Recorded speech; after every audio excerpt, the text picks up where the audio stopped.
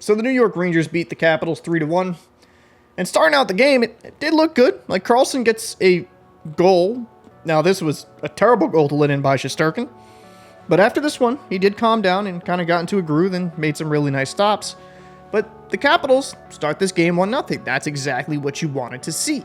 But unfortunately, Chris Kreider, 44 seconds later, he's like, you know what? Let me tie this up. Now we got ourselves a 1-1 game. Capitals would go on the power play.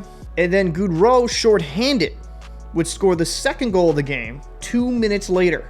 Not a great sign if you're a Capitals fan, because you know they have struggled scoring goals. You know that's kind of a weakness of this roster. If they're going to win games, it's going to have to be low scoring. And while Lindgren, I think, for the most part during the series, has done well enough, you needed him to have a spectacular game and have like a signature game.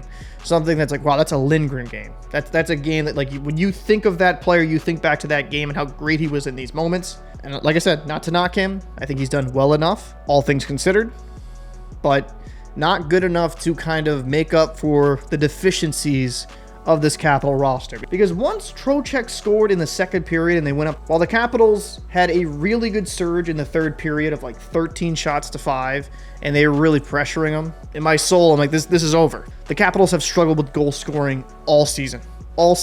And coming back from down 3-1, I just didn't think was in the cards. I'm going to have an Ovechkin rant here, and I'll just let some clips play, because I'll end it off the Rangers section with this.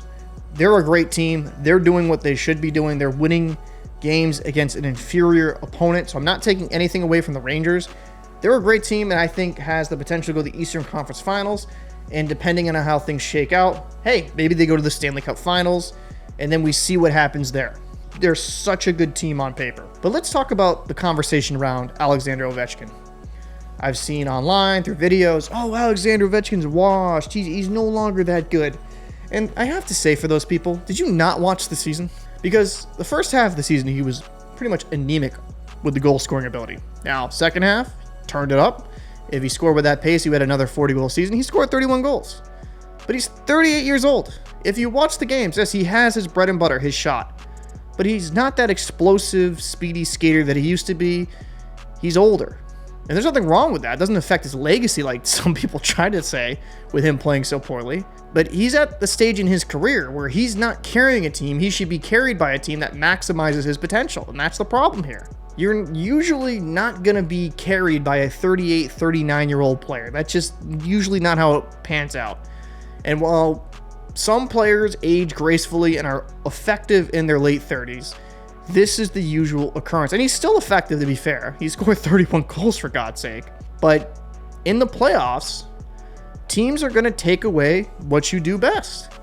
And I think for the most part, that's what the Rangers have done. They've kind of just neutralized him altogether because they understand this is what he does. We're going to take that away from him.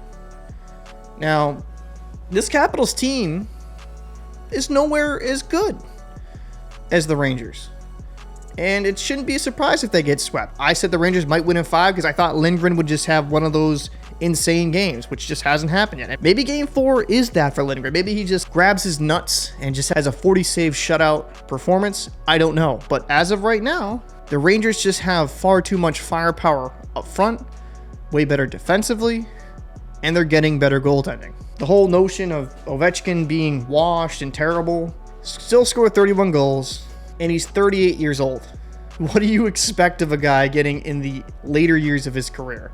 I thought some of the commentary regarding that was just outright stupid, in my opinion.